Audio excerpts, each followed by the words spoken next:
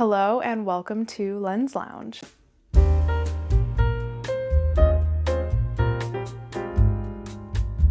This week's episode is very chill. There's no special guest. As you can see, I am in my grout fit, okay? This is a comfy episode.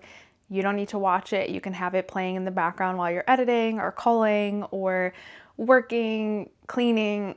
I don't know, if you want to watch it, you can, because then you can see my facial reactions. It's just a chill one. I have been not busy. I have been lazy. And I've taken the slow season. I've taken advantage of it. I've just been enjoying relaxing at home. I've been enjoying time with the family, trying to find some kind of schedule for cleaning because I'm not doing a very good job of that. And just like truly relaxing. So now, I'm getting back into the swing of things. I will hopefully have another guest for the next episode of Lens Lounge. I just need to figure out like Zoom, how to record that, and like audio stuff, because I'm no guru. Let's get into the meat of this episode because I'm really excited. Today, I'm going to be reading for you photographer horror stories. I scoured the internet for these. Reddit, like any wedding photographer or like photographer forum that I could look at, I did. Some of these are like 10 years old. Some of them are much newer than that. Some of them are actually from my own followers. So that's really fun. Hopefully you haven't heard any of them. If you have, I'm sorry. If you know of anything bad that happens, upload them so that we can get some new stuff. I think all of us have learned from other people's mistakes though. So these were hard to find. It took me like 2 weeks to find some good ones. So get comfy, have a coffee, a cup of tea, whatever you might be, and just let's get into it. Prepare to get scared. We're starting off really strong with this one. Today, my worst nightmare came true. Hey guys, I'm a longtime poster here, but I made a throwaway to avoid tarnishing my photography business forever and making my clients super uncomfortable. I'm 24 years old and a full-time wedding photographer. This is my first full year and I'm really hitting it hard with 20 plus weddings, either completed or upcoming. The couple today were everything I'd look for in a client. Very attractive, kind, enthusiastic about photography, and fun to share a beer with. I've been looking forward to their engagement shoot all week. My style is pretty natural and outdoorsy, so we decided on a local nature trail as the location. It's just a short little loop with a couple of streams, a waterfall, and a cave.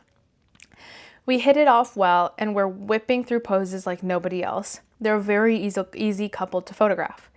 Suddenly, I feel a telltale pain in my stomach.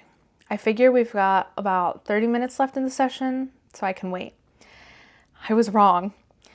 Right around then, I hit critical level. I stammer out, I need to run to the car really quickly to grab a lens. I round the corner just out of sight, and my butt just erupts. I can't stop it. Poop starts running down my leg and into my shoe. Even worse, there are a ton of people on this trail. I run crashing through the forest, trying to get some privacy. Once I'm there, I take stock of the situation. 1, I'm covered in poop. And 2, the bathroom is half a mile from here with tons of people and a birthday party in the way.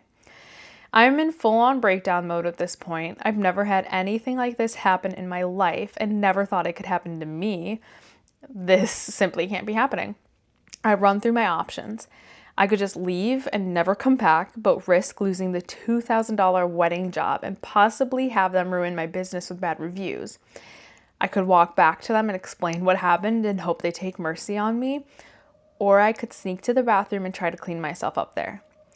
I quickly rolled all 3 options out as toilet paper was never going to do the job, and I had to walk through some kid's birthday party to get there. This sucks, I said. Finally, I settle on a plan. I'm going to sneak like a poop-covered ninja through the woods until I find a part of the stream that I can wash off in. It starts well, and nobody can see the poop on my legs and pants unless my back is to them. The problem was that there was a family blocking my access to the creek. I felt terrible. It must have been super creepy to see me walking alongside the trail in the super tall grass, watching for a gap in people so that I could dart across to the creek. I also had to face them, still holding my camera, so that they wouldn't see the poop on my legs. I finally made it after a few dirty looks from people who probably thought I was spying on them. I sat down in the water and did my best to clean up. It worked fairly well, in all honesty. Then I walked back to the couple, apologized for taking so long, and finished the shoot. I said that I fell in the creek on my way to the car. I still feel terrible typing this out. The pictures turned out awesome, though. Dude, I can't even imagine, like, I can't even imagine. But you know what? This is a very real fear for me because I have genuine tummy issues. And that is why I bring my own food to weddings, because I fear if I didn't and I ate what was offered, this very thing would happen to me, except it would be in a really crowded venue with like 200 people. I think that was like 10 years ago that this was posted, but it was like at the top of all of the Reddit forums. So I was like, I have to share this. That would be my downfall. I think I would quit photography after that. Like, I actually know. I wouldn't have even been able to do what he did. Like, genuinely, or she, I have no idea who they are. Like, I wouldn't have even been able to think. I probably would have just called my couple and been like, hey, I had an emergency. I have to go. Like, tears streaming down my face, like, end of the world. Like, I need to go. I'll explain later. And just leave. So, yeah. Okay. Story number 2. I showed up to a wedding and didn't know who the bride and groom were. To plead my case a little bit, this was my first year in the photo business and the first wedding I have ever booked, and it was the third wedding I had ever gone to in my life. Plus, it wasn't your typical wedding. It was a totally new culture to me, and it was hosted at a family member's home. The aunt of the bride is the one who reached out and booked. I had my husband come with me as a second shooter, bless his heart, and when we arrived to the house, there was a man outside mowing the lawn in a suit. Weird, but whatever. He told us we could head inside and get set up, and that someone would come and say hi and introduce us. So we walked in, got settled, and waited for about 10 minutes for somebody to talk to us. Nobody did, and then guests started to arrive, so we decided to just start shooting. We got detailed photos of the tables and menus, the guests walking in, the bride and groom area, because the bride and groom sat in a different living room with their families. It was a tight space, and there were a lot of people coming through that door. I had no clue who the aunt was that booked us, and couldn't see anybody that resembled a bride and groom. An hour and a half passed, and I had no idea where the groom was, who the bride was, and who even contracted me. All the guests were sitting around waiting, and we had gotten as many photos as we could. All of a sudden, a man walks up to me and asks how long I've been in business. I tell him the truth and that this is my first wedding, and he proceeds to tell me all about how his sister is a renowned photographer in LA and does interior design photos for magazines, and how the couple originally wanted her, but she wasn't available. So hopefully I meet their standards. After he walked away, I looked at my husband with the widest eyes, and he rolled his eyes. Still, no idea who the bride was or where they were. 2 hours after we arrived, a woman comes up to me and says the bride is about to enter the room. I get all situated and have my husband get in position, and finally the bride makes an appearance. She was upstairs the entire time. I am running around a crowd of people because everybody was standing at the bottom of the staircase waiting for her, with my flash literally blinding people in front of me trying to get a picture of the bride. They walk her to the bride and groom room, and she sits down. Then there's a ton of drumming and singing, and the groom walks in surrounded by his groomsmen. I could barely get any shots of him because of the crowd of people. He meets up with the bride. All is well. Then my flash battery dies, and my SD card gives me the no storage left message. I send my husband to Walgreens, which was 20 minutes away, and I used his camera while he was away. And then his SD card told me it's out of space. I call him and tell him to get 2 extra SD cards. While I waited for him to come back, I pretended to take photos of people by pressing the test flash button on my flash. The remaining 30 minutes, we got as many photos as we could and then left without saying goodbye. I delivered the gallery and never heard back. I never ever shared the photos online. That is kind of crazy, to not know who the bride is and who the groom is, and to not know who contracted you. Like, looking at that, that's crazy. And then that's like one of my least favorite things ever when I'm photographing a wedding is when someone comes up to me and is like, "Oh, I know a photographer that's better than you." Okay, do you want a gold medal? Like, what do you want me to say to that? What do you want me to do about that? Like, are you just trying to intimidate? Like, what was the point of that coming out of your mouth? You know? So that's crazy work. And for the bride to be upset, and then like, why did no one come down and like talk to them, say, "Hey, the bride is upstairs. Do you want to get some getting ready shots?" How? I'm lost. If you see 2 photographers and they're not where you want them, why wouldn't you go and talk to them? And then, did her husband get the right SD cards? Because it sounds like she, did he get the right SD cards? Because it sounds like when she said bless his heart, he wasn't a photographer. That sounds like it's a fever dream. But you know what?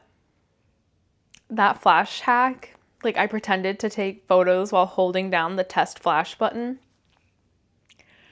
I'm a victim. I hate to admit that. But sometimes during receptions, if it's like the same 10 people that are dancing, or doing like open dance, if it's the same people that are dancing, and I've already gotten like a ton of pictures of them doing that in like a ton of different ways, I click that button and I just pretend I'm taking, until like something crazy. That probably sounds terrible, but like I already know that when I go and cull it, I'm not going to use the same 20 photos.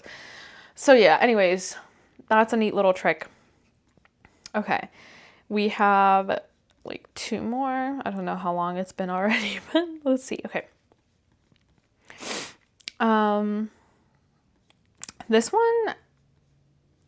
This one I honestly, I couldn't get a read on.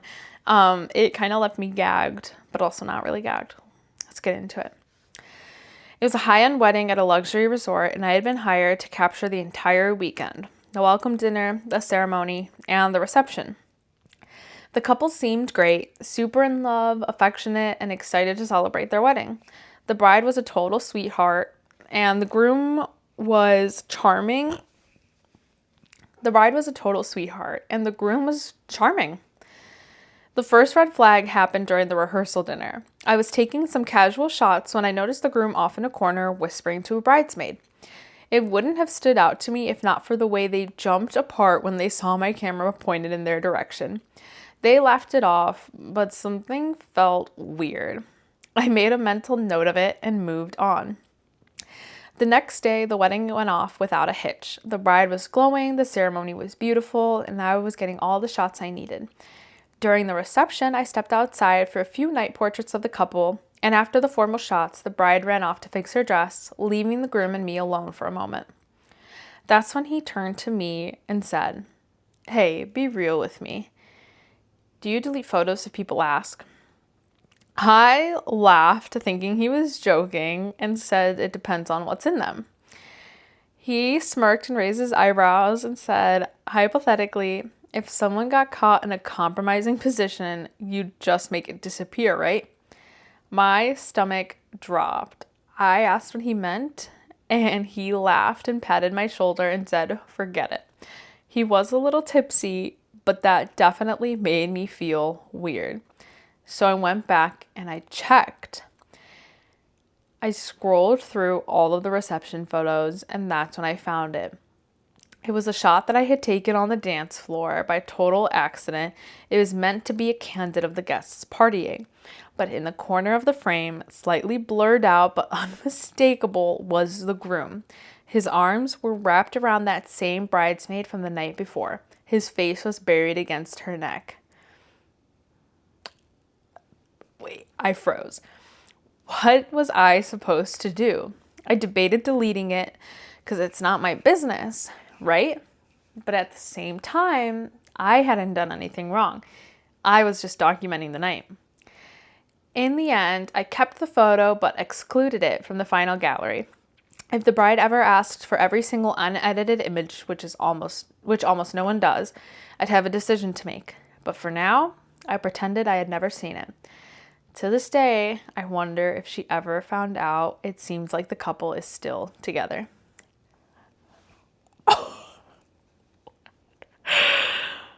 No, because what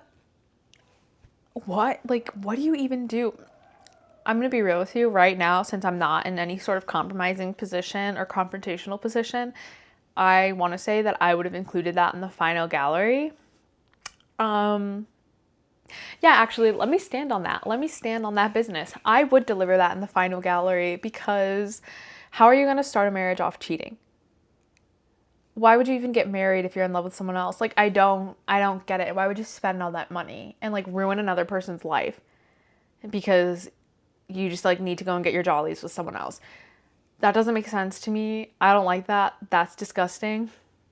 Call me problematic. Yeah, no, it's not my business. But also, I'm a girl's girl. Like, I'm totally a girl's girl. And if that was happening to my bride, I would, to like avoid the confrontation, I'd just include it in the gallery, and maybe she sees it, maybe she doesn't. I don't know, because now I'm like, maybe I should tell her. I don't know, what would you do? Leave a comment down below. Let me know what you would do with that, because honestly, I don't think the photographer was necessarily wrong in what she did. He or she, I don't know. But like, that's a really tricky situation to be in, and I think I would include it in the final gallery. I think I'd make it the cover photo for the gallery. I'm just kidding. Oh, I don't know. That's so disappointing. I maybe I just need to like think about it a little bit. Anyways, let's move on. This is the last one. And this one I feel like we can all maybe relate to. I feel like in some way, shape, or form, this was us just starting out, but you can be the judge of that. You can let me know. This was one of my first big weddings. A gorgeous venue, a stylish couple, and a guest list packed with people who looked straight out of a magazine. I was beyond excited and determined to deliver the best gallery of my career. Girl, same. The ceremony was beautiful. Golden light filtering through the trees. The bride was crying as she said her vows. The groom looked at her like she was his whole world. I was in full documentary mode, capturing every little detail. I shot everything. The kiss, the recessional, the guests clapping. I was feeling great. And then I looked down at my camera and realized something was wrong. I don't know how, but at some point I bumped my camera settings and my autofocus was turned off and my aperture was wide open. I scrolled through my previews. Every single photo out of focus. Not just like slightly soft, like, oh, you know what, I can make this black and white and it would look really good. The bride's entrance, unusable. The vows, a mess. The first kiss, a glowing romantic smear of colors. I felt like I was going to throw up.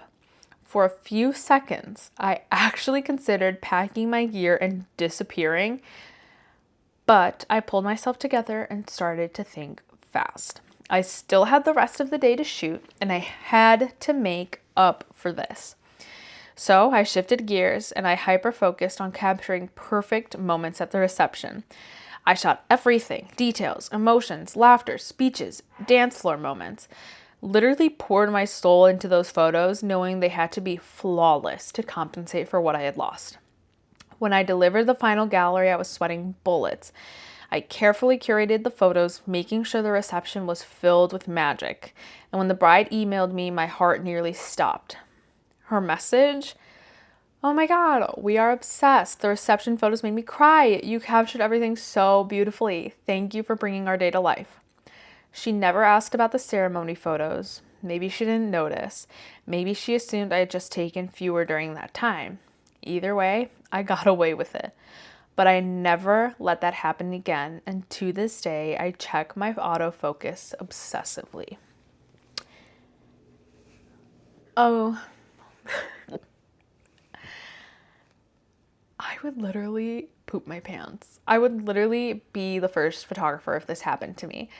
Except, I think what I would have done is like made the couple redo the first kiss and like redo the recessional or whatever, as best I can so that they get that. Because what it sounds like is like this person basically didn't capture the ceremony. Like basically it was just blurry the entire time.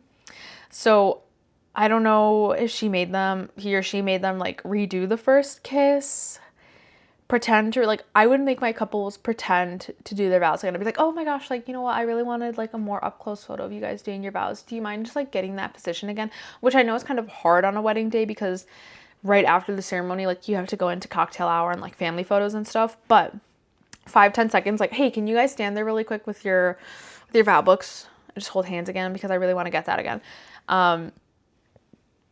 Or like the first kiss or something. I don't know. But that, like, you know, good on them for stepping it up for the reception and like really going above and beyond. I mean, I think you should do that on all aspects of a wedding day. I don't think that should just be if you've made a mistake or something and you want to like make up for it. I do think that you should have that mentality the entire time. I'm also wondering, like, I shoot on a Sony, so it's kind of hard for me to like change my focus. Like I have to click a button and then like turn a dial and then click in, you know, like, you know what I mean? Like it's a very involved process changing my focus settings. So I also don't know what kind of camera he or she had that would so easily change the focus settings. But again, I've only had Nikon and Sony, and both of them, it was a pretty involved process. So I don't know, but that's crazy. I hope that none of these ever happened to me. I feel like I don't even know. I would just be so scared if any of that happened to me. If any of those stories were you are God's strongest soldier. You are so brave, and I hope that your business is still doing well. I can't imagine any of that. I hope I never have to have a wedding or a reception as problematic as any of those. Anyways, that is everything. That is our spooky, scary, comfortable, lazy little podcast episode. I hope that you guys enjoyed it. Please, if you have any opinions on anything that I read, leave a comment down below. Those were kind of crazy. I'm still kind of shook. Please don't forget to like and subscribe, and I will see you next week.